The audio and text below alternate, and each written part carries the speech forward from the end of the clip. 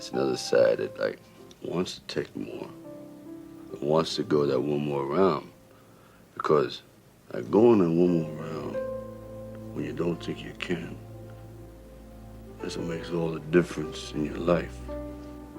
You know what I mean?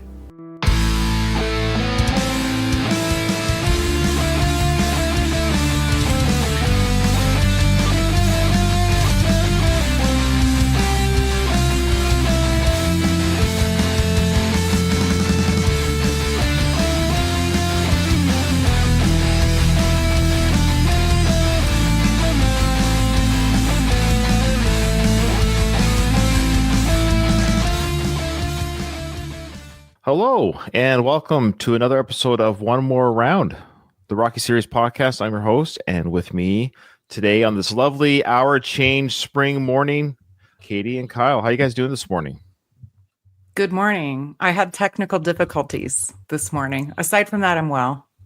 Good. You look well. I'm actually bitter and resentful. I don't like that an hour of my weekend has been taken from me. The trade-off is more every light. hour is precious. You're right. You know what? In the summertime, even without the time change, it would get dark here at 10:30 at night. So it's like adding an extra hour in the evening. I'm like, why do we do this? Oh yeah, you guys, you're pretty far north, aren't you, Kyle? Yeah. It is weird. I don't know why we don't just split the difference. Meaning, like this year, just go forward half an hour, and that's it. Then we just never change it again. Like just split the difference, and then it's just done, because it all averages out anyways. We keep going back and forth. So they keep having conversations about it, like in Congress and stuff. But I find it's just annoying because some places don't do it. That's some places, it's a mass cluster. You have to all be in unison. Yeah, we've actually got a big show today. Not a lot of emails, and no emails. Let me make that clear. There's no emails. Okay. But we do have a couple of YouTube comments. But we do have a lot of footage to get through today. I'm really excited to share this with you guys. Here's a tease. The video I have today, even if we get through it today, we might not even get through it today. There's so much. The video I have today is all work print. Ooh, excited for me. This is like all brand new to me. But let's go over the YouTube comments first, Katie. Eccentric Views says, I just want to say something derogatory. This episode was great. Winky face with the tongue out. I love it. I love it. We will stop here to talk about the fan video. Oh, that was your stage direction. That was the show notes. Good job, Katie. It wasn't in another color or italicized or anything. Ryan. Yeah. Jesus. Ryan, who does everything. How could you? I know. Sorry. I was going to show up here having done zero work whatsoever and then be like, you should have done it this way, Ryan. Yeah, let's talk about it. Now, you both have seen the video I'm referring to. So Eccentric Views, who has this channel, of course, it's Gino, our favorite Italian Australian Gino. He has a YouTube channel called Eccentric Views. So when he comments on our YouTube channel, that's, of course, he's using his YouTube channel to comment, but it's Gino. And remember, he said he was going to make us a fan video, or just like he's a fan of our show and he wanted to make a love letter to us in a video. Well, he did. So on the show notes for this episode, I'm going to put the link to his video if you haven't seen it yet. So if you're listening to this episode and you I guess you're a fan of our show because you listen to us, I'm going to link Gino's video that he did that you may have missed, because I thought it was a really nice and sweet gesture. The fact that he took any effort, like we talked about before, Kyle's mentioned that emails are tough to write. Can you imagine creating a fan video for us? That I just thought it was very sweet. What was your guys' thought on his video? Well, first of all, yes, extremely sweet. Second of all, it was awesome. All the little insider things like the black and because we talked about on the show, Kyle brought up, Ryan, maybe you should, at the end of season 5, do the black and white measure of a man. And Gino incorporated that into the video. He hit all the right notes. Yeah, it was awesome. Kyle? Oh yeah, it was a really well done video. Like you said, I've never seen Gino before that time. Maybe he's on his channel. You can see him. I hadn't been on there before. But it's always cool to put like a face to the name. And I really appreciate the video, obviously. Like it was very kind and very charitable. And very well done. Yeah, Gino's a cool guy. And he educated me on the Italian community down under.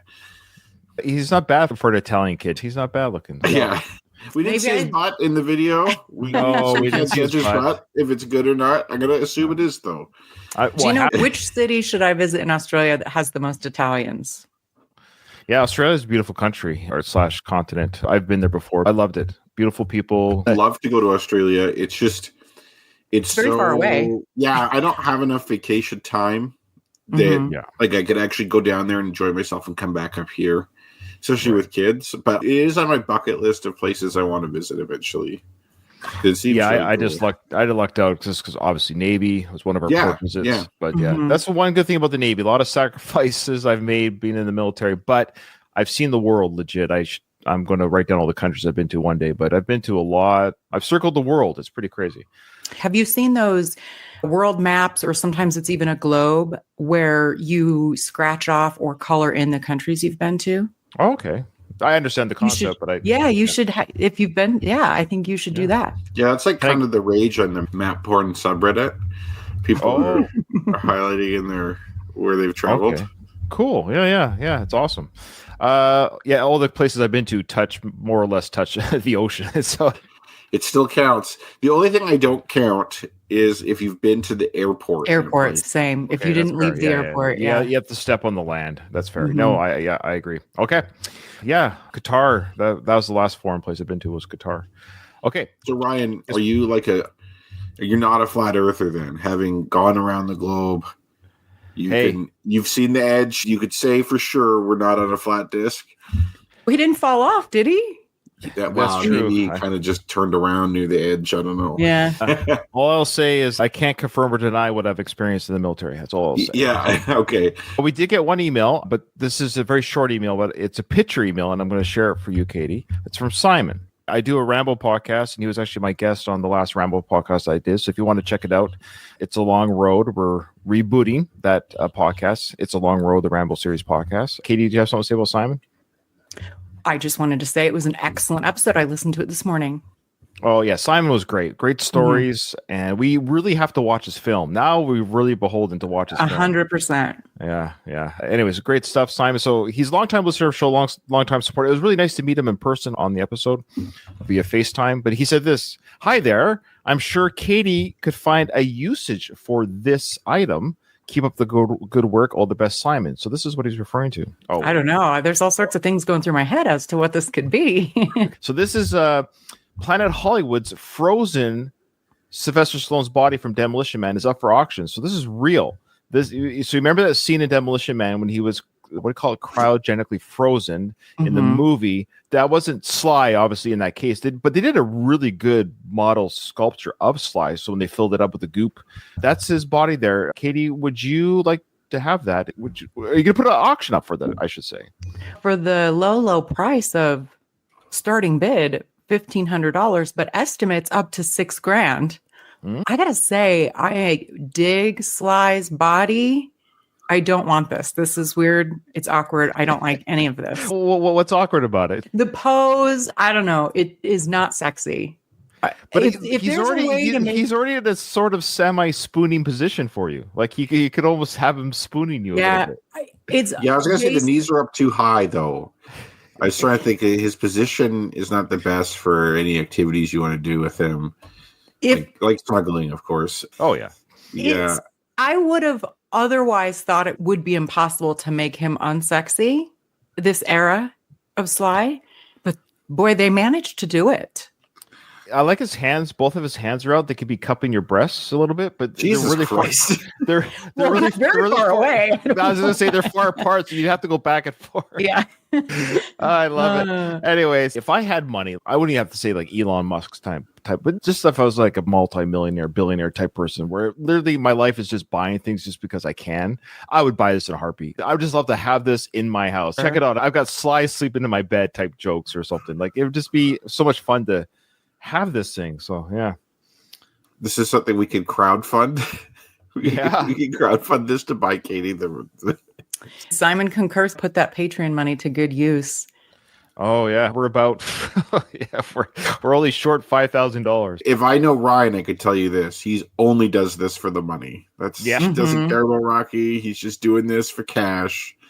And Kyle's mom concurs that the video that Gino made is a very worthwhile Hey, Mama Son, did you watch that during our show? You better not have stepped away from our show to watch that. That's rude, but otherwise, yeah. All right. So there you go. So we'll see if anyone buys that. If you buy it, let us know. That's fantastic that they're selling that. I think that's great. You could really creep people out if it's life size. Yeah, I don't need any help creeping people out. Yeah, that's awesome. Now, I'm legit excited to show you guys the workers print because, it's so crazy how one of the biggest discussion points that we had on our show regarding the training montage with Rocky's son preparing for his bowling fight and Tommy Morrison was, what was the biggest issue we had with that? Do you recall? I'm not trying to lead the witness here, but what would you say one of the biggest issues was? The time period? Yeah, timeline. Because Robert fighting for his jacket interspersed with Tommy's rise in the ranks and his fight in the ring. It's shown, and no other way to show it. It's shown it's happening congruently. They're happening together. So we had to surmise that Tommy had 16 fights in 3 months or whatever that was. The workers print did not do it that way. Wow. Okay. I'm very curious. But before you get too far down this line, Ryan, we do have another comment to read. Oh, yeah. Sorry. My bad. You have that in front of you. My apologies. There's a tease. Unless people left our show. Stick around. Yeah. Okay. Andy Grew says, how about if Adrian had been added into the Robert arc? When she says, you're losing us, there's not much of an us. It was really just Robert. It should have been more of an us. That's what I meant. I didn't want to see them break up. I just didn't buy the father-son, Mickey, Rocky, mentor-mentee thing because there was such a little foundation for it. That's why I wish Sly had used Sage in Balboa, because when I think of the character, I think of Ventimiglia simply because the writing for him was so much better. Sage deserved better writing from the old man. Thank you for clarifying that, Andy. Sure. Yeah. You know what I love about Andy? He watches our show, but I don't know if he enjoys it. Nice. You guys nice work, no, that's a good point about Balboa and the writing. Yeah, you do. I think of Ventimiglia for other reasons too, but yeah. What she's talking about his role on the show Gilmore Girls. So she's actually, really I've not seen that, and really? I'm scared of it. I love him older. Like I like a man. I don't want a boy. You know Honestly, what I mean? He looks like the same age. Like he looks pretty boyish anyway, especially in Balboa. He does. That's right. He looks great, but he looks like a man now, like in the sense of he looks like he's in his 40s now. 40s. I mean, he's near 50, I think. And I like him now. Even in Balboa, he looks too young for me. He's pretty young. Yeah, makes sense. Need to grow up a little bit. Really young. Yeah. You watched This Is Us, I presume, with him? Yes. Yeah. And I really like him in that. Yeah, he really was excellent in that role. Like he really stole the show. Him and his counterpart, what was her name? Mandy Moore? Yeah, she was fantastic. Yeah. The whole cast was, I should say. Yeah, agreed. Okay. Yes, thank you, Andy, and thank you to all those who comment. We are missing our emails, but that's okay. That's okay. We did get the one from Simon. So if you have any more naked Sly photos that you want to send us for Kate, that's fine. Okay. So here we go. Here is the workers print. Like I said, it's been a couple of weeks since I made this file, so bear with me of what we see. So we're going to see scenes right now that were used in the montage, but now we're going to see them without the montage, like just as they were filmed. Like the workers print didn't do this montage the way we saw it in the theatrical cut. Okay, so for our audio listeners, right now we have a great shot of probably a sunrise in Philadelphia. We got the Rocky statue at the top of the steps, and we're going to see Rocky and Tommy running up the steps. There's no music. This is just them training, working out. There you go, Tommy gun. Come on, Tommy gun.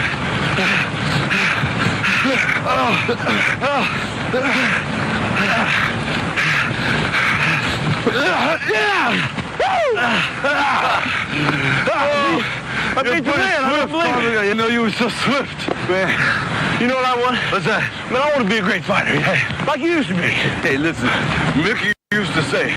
Now, the part that we see, of course, in the montage is them running up with the music, the cartwheel. We mentioned, hey, it's funny that Tommy did a cartwheel, but now we're getting this extra little dialogue here, which it's just fantastic. There's so many scenes coming up here that are just, they explain a lot, and I just wish they didn't take it out, because what we're seeing here with Tommy that you'll see is it really fleshes out his beginning journey, how he felt about Rocky, how he felt about being trained by Rocky. It's actually a lot deeper, and it makes it more heartbreaking in a sense because of the start of it. I want to be a great fighter like you used to be. He could have phrased that a little more in a more flattering way, but that's like saying you look good for your age. Yeah, sure. Yeah. I always like seeing extra clips and stuff. I did have the same reaction as Katie when he said when you used to be. He's not wrong, but yeah, you technically you don't have to say everything you're thinking. No, you don't. Now we'll listen to the dialogue. So this dialogue definitely was not in the theatrical cut, because at this point they've moved on to the montage. Now we're hearing the discussion they have beside the statue here. Hey, listen, Mickey used to say, to be a great fighter, see, you gotta beat a great fighter, right? Hey, Rock. What's that? You know, when you were first starting out, how do you think I'd done against you? Me? Okay, you would have punched me to Pluto. Really? Hey, come on, what? I lied to a juvenile. Hey, look, we gotta get the Pittsburgh before breakfast, too. We gotta do what before breakfast? Take a piss? Is that what he says? I couldn't quite make out what that. That was hard to make out. Let's go back a bit. I wouldn't mind hearing. He did say, Mickey used to say, to be the best, you've got to beat the best. That's an odd... you have to be to be a good fighter, a great fighter, you have to beat a great fighter. But do you see how this contradictory a little bit? Rocky 3, they was handpicked. Yeah. So did you not view Rocky as a great fighter? It's interesting. Yes, his job was to protect him, to keep him winning. We understand that argument, but it's just interesting how Rocky in this world is now saying, Mickey used to say, to be a fighter, you got to beat a great fighter. Now, you ended up beating Clubber, yes. But he beat Apollo. He beat a great fighter in Apollo. Yeah. So he earned his stripes as a great fighter. And then after that, when Mickey's set up those things to basically run his career out, because he should have stopped right after Apollo, health-wise. Right. Yeah, you could argue by he did become a great fighter, and then from then on, he just was like status quo. Now, Donald does bring up a funny point. Sly took that from Ric Flair. Yeah, Ric Flair used to say, to be the man, you got to beat the man, because that was Ric Flair. He was the man. Like, so to be the man, you got to beat me, Ric Flair, the man. Yeah, I thought he was Nature Boy. Yeah, he was Nature Boy Ric Flair, but he was also the man. He was everything. Oh, okay. Me? Okay, you would have punched me to Pluto. Really? Hey, come on, what? I lied to a juvenile. Hey, look, we gotta get the Pittsburgh before breakfast, too. The piston something before breakfast. Get to maybe it's like a location they might be a location. Run. We need to go somewhere before breakfast. What that is, that's what I mean. We got to get the piss in. That's what it sounds like. We got to get the run in, maybe. Yeah, maybe. So, all right, so now they're jogging, and we're getting. You'll see, obviously, the punching bag. We're getting into the non-music montage of them training. But also, just really quick, there's so much in just this little scene. It's very Sly, or not. It's Rocky speaking. The way he speaks is so unique. Would I lie to a juvenile? Yeah, you're so great point. You're so swift. That's very selective wording, right? Sly, regarding the Rocky dialogue, it's a part of him. Now, he really gets into that character. That's not how he talks, but we know with the Creed films, one of his conditions was that he wrote the dialogue for the Rocky character. So he liked Ryan Coogler's script. He thought, great story. Sure, I'll do it. But I think one of his conditions was he ghost wrote Rocky's voice, because he said, I'm sorry, nobody knows Rocky's voice but me. Like, I'll do your storyline, but it will be my dialogue. All right, so now they're jogging, and we're going to see some punch bag work here. Keep it going. Beautiful. Oh, yeah. Now you got it. Okay, ready. Time. I do it for you. Okay, so we are seeing... people are like, Ryan, you said Robert wasn't training. Yeah, Robert is training right now, but this isn't the Rise montage. Right now, this would have been prior to the montage, because this Workers Print has a montage. I actually posted on YouTube and on our Facebook page. So this Workers Print, the original montage was Tommy's Rise, but it actually occurs after Robert gets his jacket back. So what you're seeing now is the training sequence without a montage of just the storyline of Robert training while Tommy's training with Robert's dad.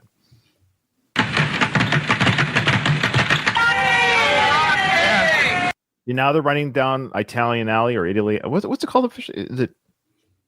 What's Italian the little alley? Italy area, the Italian market? So they're jogging. Of course, the people in the street are cheering, and I have to believe, these aren't paid extras. These are just people in the street, and they're all cheering.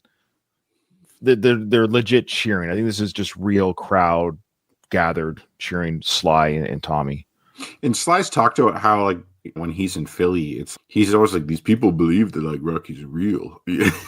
Yeah, they'll call out Rocky. Oh, Rocky! They'll call, and he loves it. I love that he loves it and he doesn't correct people. Like he just lets Philly call him Rocky. Yeah. Rocky's a better person than I'm not saying anything Sly wouldn't have said. I think he's said that before. Rocky is a better person. He's a better person than me. The character. Rocky has no guile. Rocky would never double cross you. Mm-hmm. No.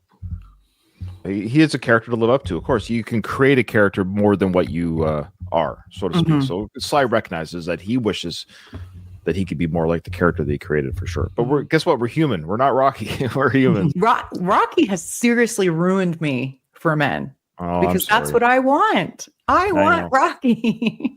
True. I want Rocky too. It must feel great having people call your name. Hey, listen. You just keep working, and you're going to get it too, you know? Okay? All right. Keep up. 19. Well, there you go. New dialogue, a whole new scene. Tommy says, now, again, this is a little bit of art, life, and art, right? Because Tommy's saying, it must be weird having people call your name. And Sly/Rocky is saying, you keep working hard and doing the best you can. One day they'll call your name too, which could be a real nod to Tommy the boxer / maybe Tommy the actor or just Tommy the celebrity. So it's an interesting life and art situation here. Again, a scene that I wish they kept in the movie. That's a very 5 seconds. It would have been a nice little touch. I would have been okay if that scene stayed in. It was just fine. It has the nostalgia running through that market. Just to comment on the scene. When Rocky was training and stuff, even past the first fight, it was never about people saying his name to him. He was about fighting. He was concentrated on that. And I feel like Tommy wanting that early in his career is like a curse in a sense. Like you don't get to a point where people call your name by wanting them to call your name, if that makes sense. Yeah, right. And things have to happen organically. You're trying to manufacture that, and I think you ruin it by trying to do that. That was a good point. Yeah, that's interesting. That's a good shot, though, where he is right now. He's doing a good push-up. Yeah, good form. Like, he's getting right down there for full range of motion. He isn't doing, like, a halfway push-up. I would recommend his toes be more straight. His feet should be more straight. I'm not sure about point. that. Yeah, good point. Hey, also, Donald's thinking that they said we've got to get to Pittsburgh before breakfast. Is Pittsburgh near there? Like enough? I know it's not. They're really going to run there. But no, I don't think it's anywhere near it's there. In the middle of the state in Philly's on the coast. I would guess Pittsburgh is about 5 hours away from Philly. So for our audio listeners, so Jimmy is training Robert. So he's got both Paulie and Jimmy helping Robert with his training here. So he's doing those knuckle push-ups. 10 more. 22. It's extended now. We're seeing Robert with the medicine ball.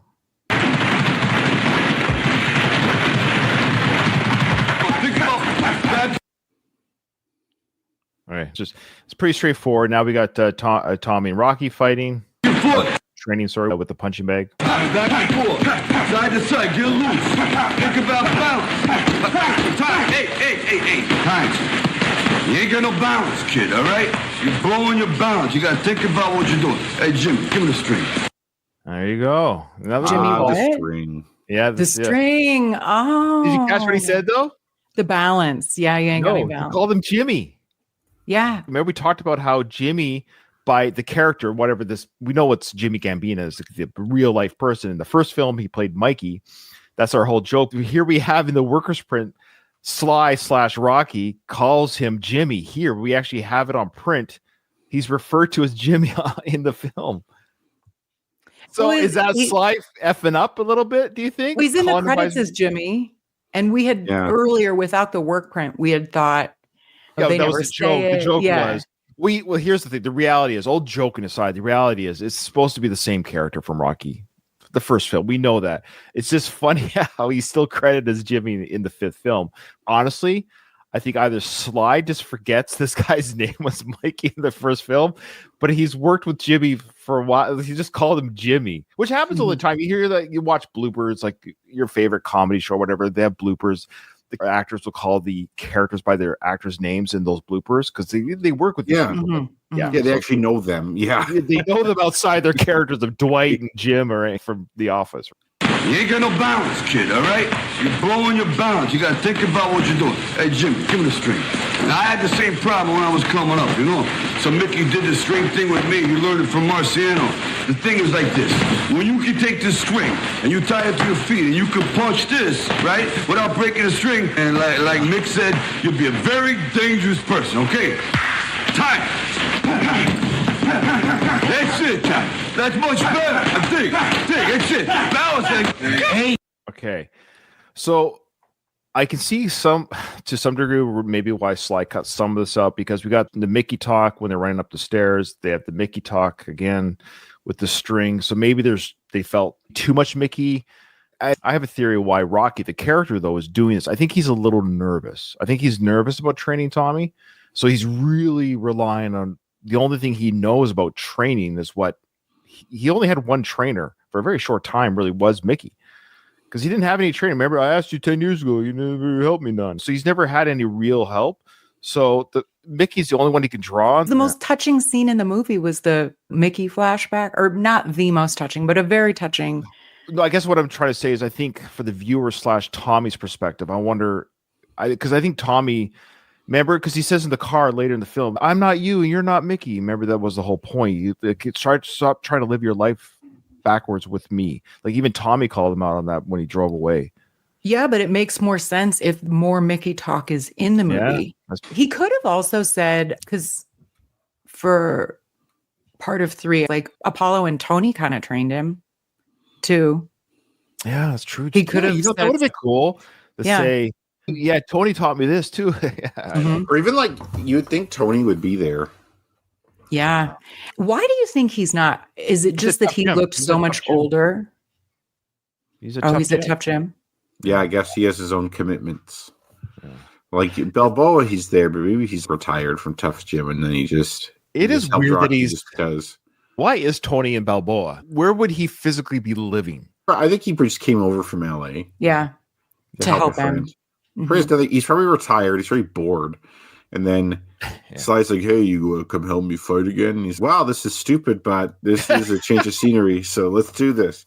I ain't got shit else to do. Actually, no, Tony always has an unwavering belief in Rocky. So, yeah, Rocky could beat this whippersnapper. But why don't they have Tony in this more? Why is he just in the first scene, do you think? It is weird. It is weird that the actor Tony Burton showed up on set, his roll call, showed up on set for the one, and for Apollo. Yeah. And that was like, that's it? I know. How much he got paid for that? Who knows? I guess I would have loved to see Tony more. He does look noticeably older. Yeah, he does look older. And isn't this funny? They showed that at the beginning of this film to tell the audience this is taking place right after Rocky IV. Like, this is the timeline we're on. But then they aged his son. Isn't that funny how they were so concerned about the continuity for part 5 to show you, hey, this scene is taking place literally the shower after the fight with Drago. Is that cool? We're in that world. This is the moments after, which is a great idea. Like we can get behind people aging. People age. We get it. So, oh wow, we're here. Drago's in the other shower room just down the hallway. And 2 minutes later, your son's aged 10 years. Like what? Why are you so concerned about one continuity thing and then you just blow it? With the other Good point. And the fashion. Like we're very clearly in 1990 and not 1985 and the or soundtrack. 86, I guess it would be. Again, Sly, all you had to do was not have the kid at the press conference and then say 5 years later. Yeah. That's all you had to do. Where's the kid? I don't see the kid. Wait 5 years. We'll wait 5 years. Oh, wow. Okay. And 9. And 10. Come on, you can do it. That's it. It couldn't have happened in 1986 because Batman didn't come out until 89. 89. Oh, this is literally 1989. Like they're filming, like it was filmed in 89 and released in 90. So yeah, he's literally wearing swag from that era. Me and Sage wearing the same shirt. I had a Batman shirt too. Look, we're the same age. Sage and I are, I think, exactly the same age. Okay. May he rest in peace. But yeah. Yeah, he was like 15 when this film came out, and I was 15 too. So, that's cool. Yeah. Bring it up. Yes. That's pretty good, but you gotta. Okay. Now we've got Rocky talking to Tommy. More dialogue training that we didn't hear during the montage of the theatrical cut. Move side to side, you know. You gotta keep moving like this. You gotta eat too much jabs, you know. You gotta have a lot of leather for lunch if you don't move this head around, huh? Okay. Side to lunch. You gotta mentalize. You see what I mean? If you see yourself doing good, you're gonna do good. This is like Mickey used to pound this into my head all the time. Side to side, side to side. Seesaw. Third Mickey talk. It's not bad or good. I'm just saying now this is the third in 5 minutes of footage or whatever. We've got the third. Now Mickey always used to say, yeah, I saw you smile there. Can you mentalize? You like that? Yeah. Love it. And what was the is that what it was? I couldn't for breakfast. Yeah. Okay. Yeah, eat leather for breakfast or whatever. Because he keeps eating the jab, so you're gonna eat leather or whatever. Now we've got Jimmy working with his punching pads with the Robert. I think we see here Robert's punching power. Like a windshield wiper, back and forth. That's it. Roll on go to the body, Tom, to the body. So we're hearing the dialogue of Rocky talking to Tommy, but it was showing Robert for our listeners. That's it. That's it. Okay, we see this in the montage of when he goes down and when Rocky yells, "Tommy's got guns." We hear that in the theatrical montage. Oh! Hey, you okay?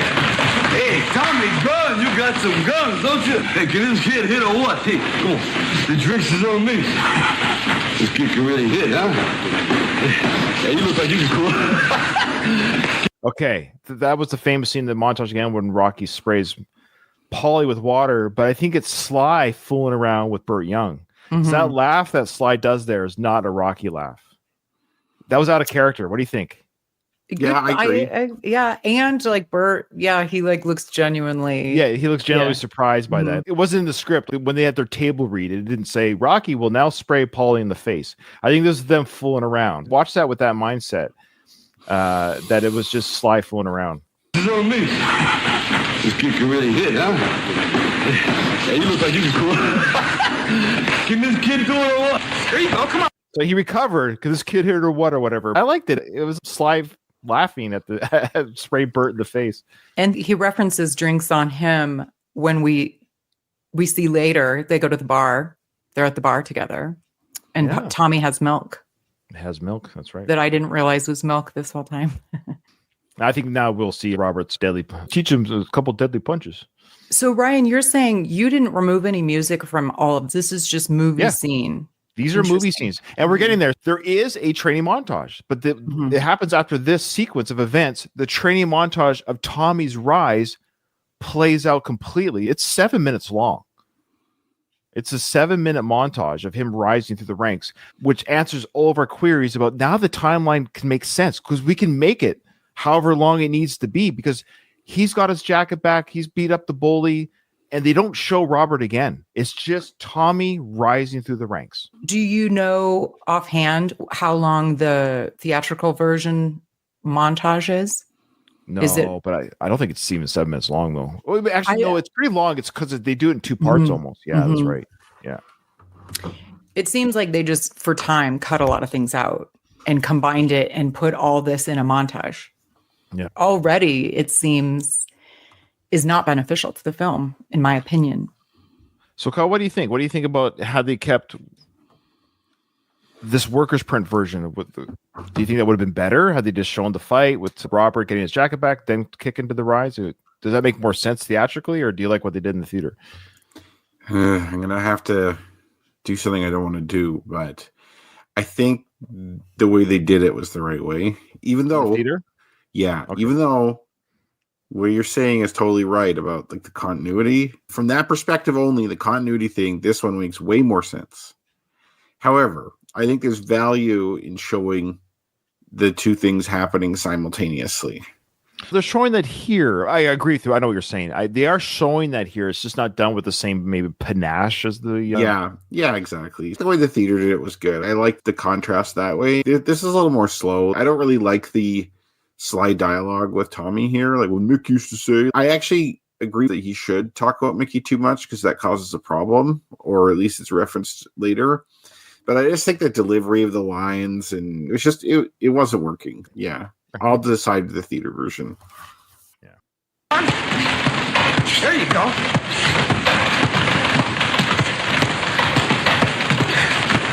The crowd's still That's not bad. It's not bad at all. His punch, if you were a teenager and you got hit in the face, that would probably lay you out. Okay, now we're getting to Union King as on TV now. He's won the belt. He's now the new paper champion. And we're going to see an extended cut of Rocky and Tommy regarding this win, which we did touch on, but there's more to it. Because remember in the montage, we hear Tommy say, "Do you think I can ever do that?" There's more to that conversation here with the workers' sprint. Union Kane, the new heavyweight champion of the world. The end came suddenly with just 2 minutes and 41 seconds gone in the third round. What do you think? You at all surprised? I think that surprised tonight here at the Civic Auditorium. I like his belt. It's nice. It looks good. Huh? Okay. They're watching the fight. They've watched this championship fight on their pay-per-view or whatever they're watching on their TV. And Tommy asks, "Hey, Rocky, you're the ex-heavyweight champion of the world. What do you think of that fight?" So we heard in the announcement there was that's a good trivia because I don't know if anyone knew that. It was Union King won it in the third round, won the belt, and they look very non-impressed. So Tommy's, what did you think of the fight? And Rocky, who could never say anything derogatory, he's it's a pretty belt. I like the belt. It looks nice because he hated the fight. Yeah. He hates the fight. Mm-hmm. He couldn't say it though. Mm-hmm. So the question Tom's going to ask now is, do you think I can do that? And we heard that in the original cut or the theatrical cut. You think I have a chance of that? So you? Oh, absolutely. You kidding? Hey, anybody with 2 hands and a heartbeat, they got a chance. Time to come on. Time for you to hit the mattress because tomorrow you're going to start just where I started, all right? Okay, so did you catch that? So this is interesting. Oh, this is right before the church fight. That's right. I really wish they kept this because they make it very clear. And we see it, but it's cool that he's saying, we're going to start where I started tomorrow. We've seen the training, but now it's Tommy's first fight under Rocky's tutelage. Mm-hmm. It does make more sense. Yeah, this just makes more sense. Yeah. Mm-hmm. Yeah. Imagine what's going through Tommy's head when he's struggling against whoever that guy is at the church fight. Last night I thought, hey, maybe I got a chance to beat this world champion. And then I'm fighting this like shitty low-level club fight and I'm struggling. That's like a back to reality wake-up call. Mm-hmm. Or you could almost argue it ties in with him asking Rocky. Yeah. Maybe he's nervous already. Do you even think what I'm doing now is like, can I even get there to begin with? Are we wasting time now? Maybe he's not fishing for a compliment for Rocky. Maybe he's actually doesn't even know he can believe himself right now. That's a good point because in the theatrical version, it makes it seem like he's already had several fights given the montage when he asks that. Like at least me, I thought he had already had several fights when he asked that question. And so that's why I was critical of Rocky's response. Yeah. Yeah. So the response doesn't seem as weird now. He's just like, it's more of a calm down. Like, you'll be fine. You've got a heartbeat. You got 2 fists. You got a fighter's chance. So tomorrow you're going to start where I started. We're starting at the beginning now. There's a big scene coming up here, guys, which again, I really wish they kept. Check it out. Is that right? I think it is. If he's not going to let Kane.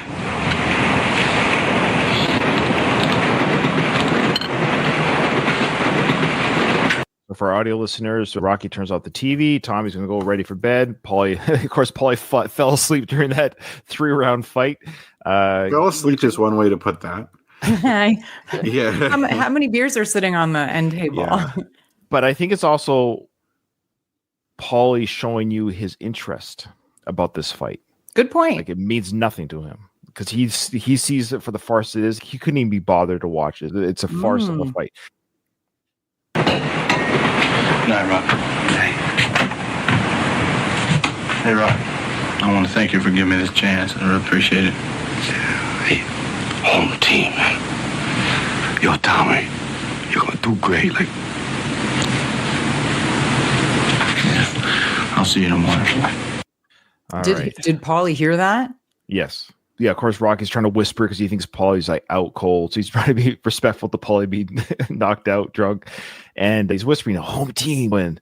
But I really like Tommy's acting here. I thought he did a great job because he's showing a lot of self-doubt. Even after the home team, hey, Tommy, you're gonna do great. Rocky trying to be lively and positive. And Tommy's, yeah, okay, thanks. You can tell he's either very nervous or very full of self-doubt. But good job by Tommy, I think, acting that self-doubt out. He really got crapped on for his acting in this film, and I don't know if it's worth, especially the scenes like this. I wish they kept that in. But he thanked Rocky, which was nice, for the opportunity, because it shows here that he is thankful. There was a point that he was thankful. We know he turns to the dark side, but that's what makes that dark side turn even more impactful, is that there was a moment right here where he was humble, willing to learn and listen to Rocky, but then it turns to the dark side later.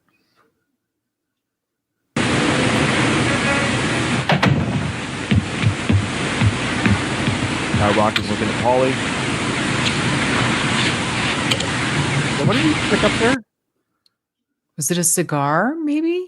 Was it a cigar ring? Is it those cigar rings? Is that what those things the are? Foil, maybe. I don't know. It looked like a ring, but it looked like a ring. But don't cigars have rings on them? I'm not a cigar. I think it's like a gold foil, or that's. I don't know. I thought maybe it was. It's weird because that it's so dark. Yeah. But it's weird that why would they Sly filmed and wrote that part in, like, I'm going to pick this ring off Paulie, because they pan with the camera to follow it. So it's something, but I don't know what it is. What kind of percent you getting from the kid? Okay, what kind of percent? I know about these things. So right away, Paulie's asking. See, here's the interesting thing. Paulie recognizes. Remember, he always did. It's our ticket, Rock. It's our ticket. This is our ticket. And so he always recognizes Tommy has great potential. So he recognizes Tommy's ability to cause damage in the ring and go far. So he knows that. So now he's getting down to brass tacks. He's, hey, what have you and Tommy talked about regarding when this guy starts rising up? Have you talked about money? Because there's a fight tomorrow. Like the first, There's a cut. There's going to be a cut. Whether it's $100 for the winner, you get 20 of it. What's your percentage? What do you think his answer is? Any guesses? It don't matter. Something I'm going to say like 0. That's my guess is 0. Let's see how close you guys are here. Yeah. Not very much, Rocco. Yeah, well, he's going to take care of me, when he starts to move up. We're going to take care of each other, right? Did he say 1 or none? He said nothing. And then Paulie goes, that nothing isn't very much. And Rocky's, he's a nice person because I'm a nice person. What did Rocky say? I didn't catch it. Did he say 1 or none? Or I think he said nothing. I can go back just a bit. Oh, okay. He said nothing. Okay, nothing. that's fine. Nothing. That's fine. Rocky isn't about that. We get that. And that's just a strength and a weakness. Paulie is. He doesn't mind busting people's thumbs, getting money from people. That's fine. So if Paulie was the manager of the money, he would go to Tommy, look, Rocky's training you. I've been assigned by him to talk to you about the finances. You're going to make money. What's his cut going to be for his trainer? This has to be talked about. And Tommy would have listened to Paulie, but no one's talked to Tommy.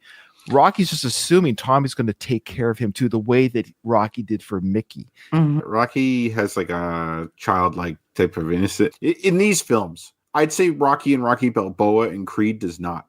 I find like the older Rocky knows what's going down and knows that he's been burned. Like Tommy would turn. Yeah. And I guess this experiences like this is what taught him. I believe Paulie does say nothing isn't very much or something like that. What kind of percent you getting from the kid? Not very much, Rocco. Yeah, well, he's going to take care of me, when he starts to move up. We're going to take care of each other, right? It's a complicated world, Rocco. I don't think about it too much. It's great. Man, it's such a freaking great scene. I love that scene. It's a complicated world, Rocco. What a great line. Also, the way that he doesn't even have the energy to be his bombastic, argumentative self. He's just like... cold truth. It's just cold, hard truth. But he knew the answer when he asked it. He knew that. I see what's happening. I just don't have the energy to fight. I agree. And I just love how Rocky, even he heard Paulie. He's not, look, we tease him. He ain't stupid. He recognizes what Paulie's getting at. Mm-hmm. And Paulie says, it's a complicated world. I love Sly's acting, which does that with his hands. How Sly does that with his hands. And he goes, he says, I don't think about it too much. which is that I get it, Rocky. Ignorance is bliss, but it's going to catch up to you. Yeah, he's putting his head in the sand, basically. Yeah. Even when Rocky was saying it sometimes you have an idea in your head, or you have an opinion of how something works, or thoughts about something, and then in your head it makes sense. But when you say it out loud to another person, even without them replying to you, you almost see it through their eyes when you're saying it out loud to them, and then you realize, oh, this is actually wrong or stupid or whatever. I feel like when Rocky said none and, oh, he'll take care of me. So I think Rocky, at least in my mind, I see it's messed up, but I don't know how to deal with it. I'm not going to face it. I'll just, assume it's going to be okay. Also, great point that this is phenomenal acting. He gets shit on, for not being very good. And this was a good scene because even the way, you're right, the way he, nervously plays with his hands, but also his voice got really high pitched. Like it's almost like squeaked. Yeah. Like, because he was, it was like an unsure. You caught me in a corner. Like, yeah. I'm almost embarrassed that I haven't talked about this and what I do now. Yeah. I told you the workers print, Rocky, the character is less stupid. It's more of a drama. I don't know. Yeah. You're right. Anyway, so now we've got Tommy sleeping. He's now sleeping in Robert's bed, literally and he's looking at the trophies, and he's down there in where Robert was sleeping. I want to point something out. Sure.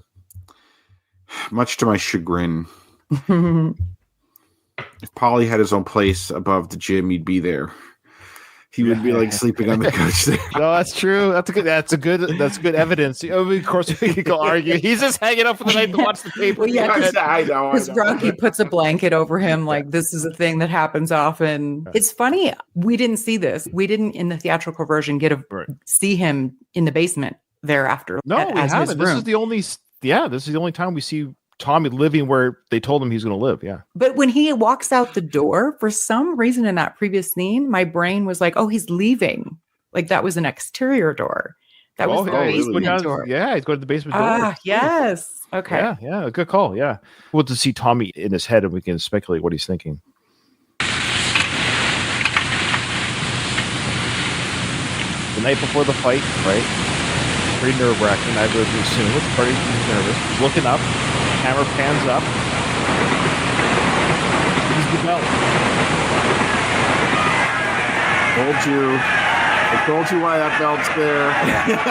That is a really weird. Why is the belt there? I mean, if anything, that's usually where you have like boys have a naked girl on their ceiling or something. Yeah, I don't know. That's his drive. You could argue that's what he's driving for. Right? That's why I mentioned why that. I know. You didn't know this was on the workers print. Oh, wow. The workers print just also. Oh, no, I cut it out. I cut it out there. It now segues. So the workers print segues into the picture of Jesus the same way the first Rocky film does. And then it gets into the theatrical. It's the same thing. It goes to the whole fight. Frankie Fear talk, all that stuff happens. Now, we're not going to get through the whole thing because we're already nearing the hour mark of recording, but we'll start it. I just want you to hear now. So all this has happened. So now in your mind's eye, just pretend that it's all kicked in, right? Tommy's won the fight. He's conquered his fear. It's the day after. He did it. He's on board with himself, you could argue. He was his own problem. Now he's found his strength. He's able to tackle Frankie Fear, and this music kicks in, and this training montage kicks in. That. Slip inside, back and forth. Feel like a machine that can't be stopped. Flip and dig, flip and dig. Keep going. Come on. Bring it on. Bring it on. Bring it on. Dig, dig, dig.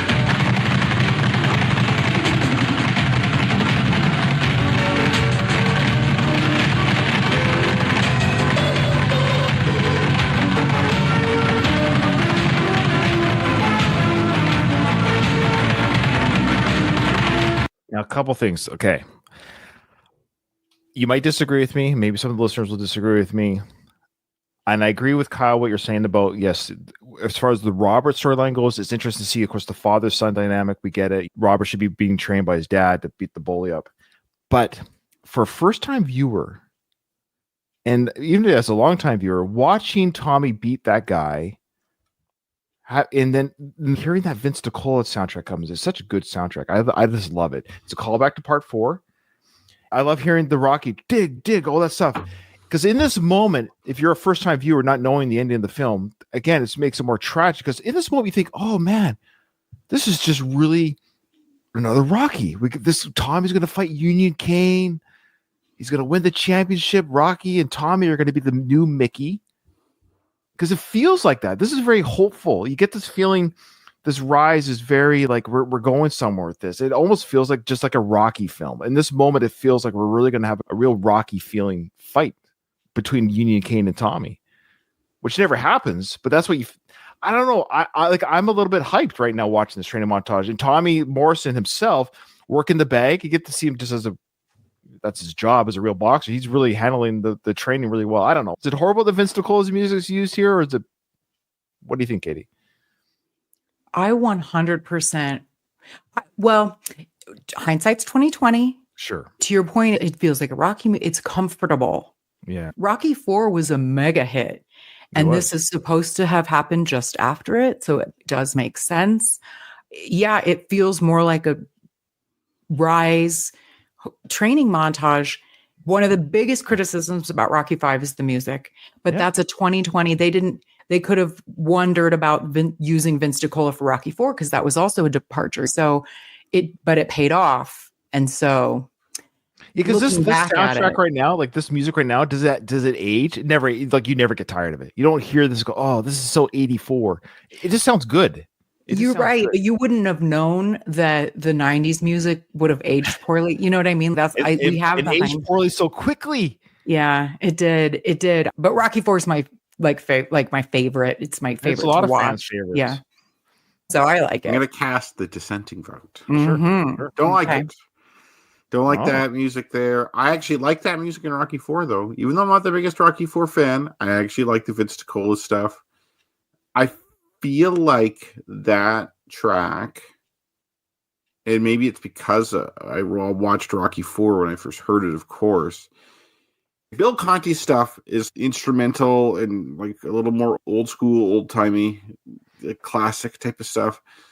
Where it's like the Vince Nicola stuff is a little more modern, techie type of thing. And so when you see Ivan Drago trading in that advanced area, that music goes well with it. I feel like it's out of place here. That music doesn't belong in Mixed Gym. I would have preferred to hear the Bill Conti stuff there instead. Oh, I would have also liked that. I would have also said yes to the Bill Conti music here instead. I do want to say this is a worker's print. I don't know how these things work, but I would suspect, because this is not obviously the final cut or the final edit, of course, we've seen that this is a placeholder. So whoever put this together, the soundtrack probably wasn't even done. They probably didn't even know what rights of music they had at this point. Sure. Basically, like storyboard. We are now doing Tommy's Rise montage. Place music. So they probably just grabbed Vince, because it's actually 7 minutes long, which is actually longer. They loop it in this montage. It's looped. It doesn't really have the same song because it's 7 minutes long. So what I'm getting at is I think it's a placeholder. I like it, but you're right. How they just put going the distance. But then I would argue I think it's just too on the nose in the sense of that's Rocky's theme. That's maybe the one reason why. Sure. Yeah. Okay. Because this music, they had both Drago and Rocky working out side by side. Yeah. So like it's associated with Drago a little bit. But at the end of the day, I think it's a placeholder, and they were working on the soundtrack. We were never going to avoid the 90s soundtrack. They were going to put that in. I just now wish, fine, put in the modern at the time music. That's fine. I just wish they kept this montage as is, because I think it just, I know what Kyle's saying. I don't disagree with his logic, but boy, it just answers so many questions, and it just focuses on Tommy and Rocky, which I'm sorry, I like that. I like they're showing the student and master montage now. Mm-hmm. Yeah. I don't know if we all are, but I feel like we're very picky about our music for Rocky, because we did not like them reusing Rocky 3 music in the director's cut of Rocky 4. We're like, no. But here I'm like, yes. It's all taste, of course. Everyone's going to have different opinions. There's no right opinion, because it's just whatever your flavor is. It's like saying you like chocolate, I like vanilla. Okay, enjoy what you enjoy. But it's tough. Yeah.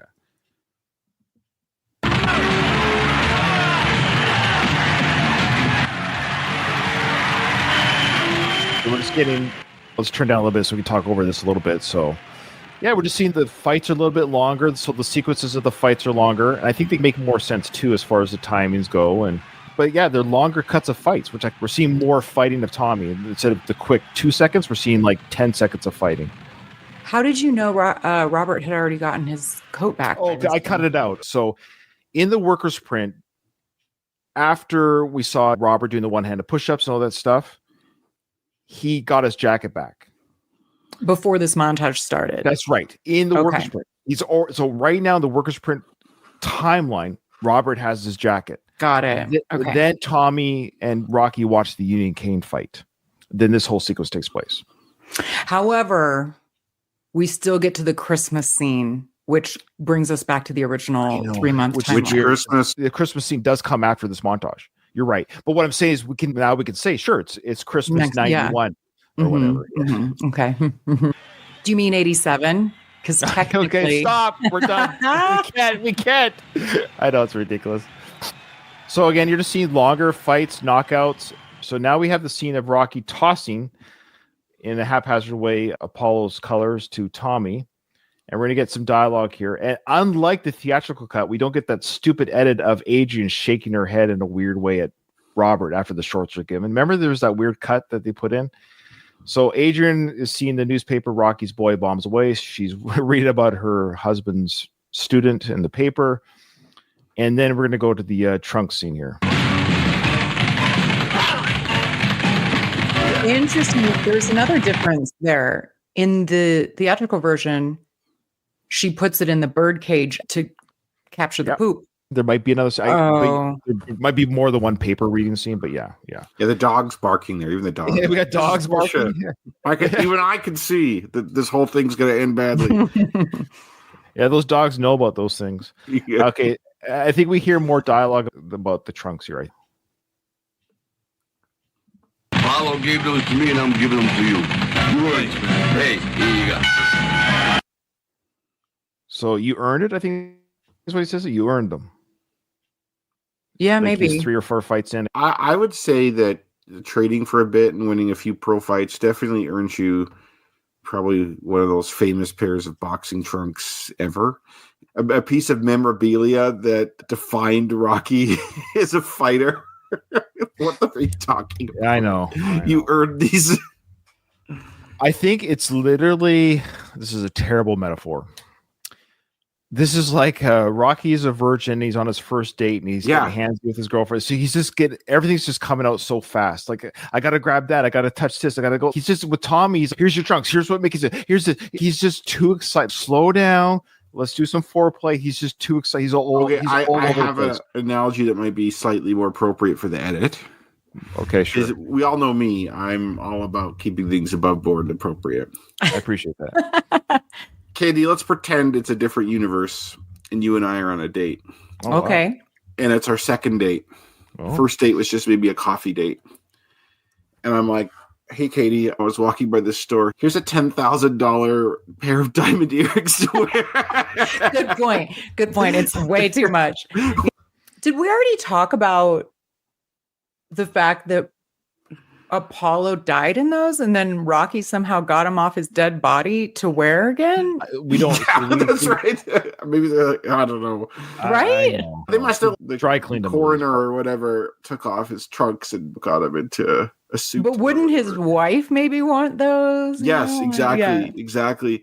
Well, maybe, I think Tony maybe would she want the reminder of the clothing that her husband died in? I don't know. Who knows? Good point. I would feel like Tony would get those, and then Tony would give it to Rocky. That would be the chain of custody. Yeah, because he even shakes the shorts and for says Apollo. To Apollo. Yeah. He's packing them. I think he's packing them in Rocky's bag, I think is the idea. Or Rocky stole them from Tony on the plane. Who knows? Yeah. There's much more black fighters at the beginning of this montage style than the theatrical one. It's all about equality, Rocky Bryan. So we're seeing like Tommy fighting and George Washington says, I can get to Rocky now. That's in the montage.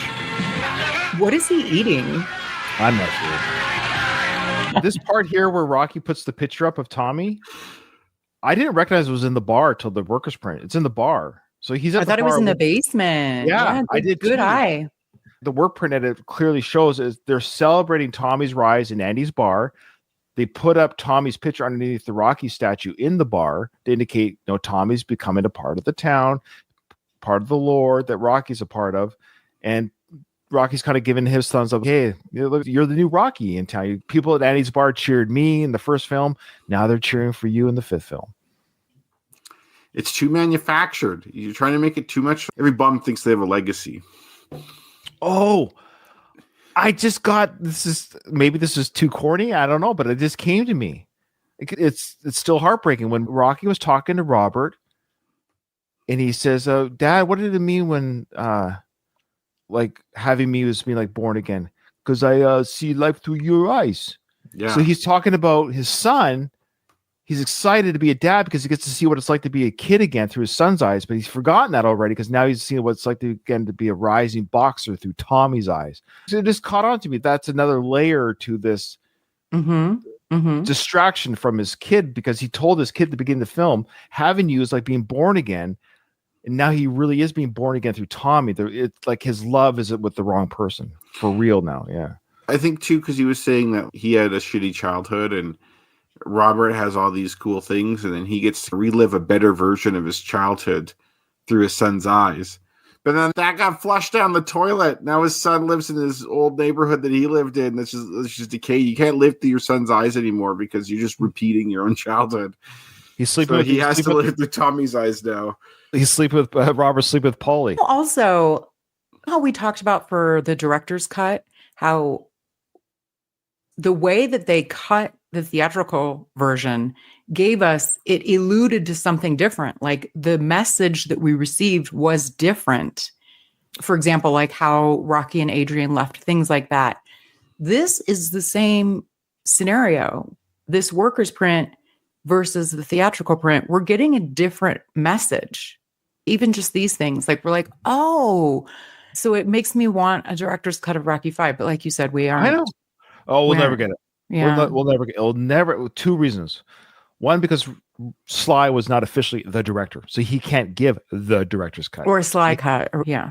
The only thing they could do is they could, because it's a slap in John's face to call it the director's cut. So don't call it the director's cut. Call it the Sylvester Stallone anniversary cut. You know how much that film would fly off the shelves if they actually made a DVD of that? Mm-hmm. Seriously, it would sell. But this is a better message. Like just even Adrian reading the paper versus putting it in the birdcage. There are just so many little things they cut the theatrical version in such a way to show us things that weren't actually true. Yeah. You're right. The other reason why they won't do it is because Sly and his ego won't allow it. He has pretended to hate this film so much. The theatrical version, ironically, not the workers print. He hates, I give it 0 out of 10. Like, shut up, Sly. Like, you're only saying that because your fans have maligned it. Mm-hmm. But over the years, the film has garnered, put it this way, in 2025, the average Rocky fan likes this film more than they did in 1990. So this film has grown on fans in a positive way where they want this to be redone. They're asking for it. But Sly has gone on record to say that he hates the film. And so he can't recut it because it's almost, in his mind, he thinks he's polishing a turd, which I don't think it is. There's the milk. Okay. So we'll start the next episode with part 2 of the montage because there's actually little scenes and then we'll get into whatever happens after the montage. I want to rush it because I think there's a couple little nuggets. I was really excited about today. I don't know. Maybe you guys weren't as excited as I am. I hope you guys. No, there was a ton of stuff that was new, so I liked it. Yeah, it was all new. There was all those new scenes at the beginning, and I was just excited about the timeline issue being solved by the workers print, at least for Tommy's rise. I thought, oh man, there you go. They had it originally. They had that originally that Robert got his jacket back, then Tommy did his rise in the ring. They're probably like something feels wrong with this film. There's the continuity is like too good. Yeah, I know. Yeah, but he didn't make a change. Like this just feels better. More in line with the Rocky universe. Yeah, exactly. Yeah, they still could have cut it. There was some fat still to be cut, but for example, that scene with Rocky on the stairs again. There's always stair scenes. Yeah, with Paulie. With Paulie in the dark. Yeah, that was great. You and your stairs. Good call. You're right. Step. So yeah, I'm really enjoying this Rocky V coverage. I think we might be hitting 30 plus episodes when we get through it, but I'm really enjoying it, and I'm seeing scenes as I'm putting this Workers, because I actually haven't watched the Workers print. I'm watching it for the first time as I edit for the podcast. I'm going through like bit by bit. So when this came up, and I was like, oh, I can't even do any of the theatrical cut because there's just too much here already. So the theatrical version does take over after this montage. That's when we finally get to the Christmas scene of Santa on the roof and Rattlers and 100 Proof Santa and all that stuff. Yeah. Okay. All right, guys, that was a lot of fun. Remember, folks, give us a share, all that good stuff. Send us an email. We missed them, or at least leave us comments on YouTube. We appreciate your input. Andy, let us know where we went wrong again. With that, this episode is over. I didn't hear no bell. Whew.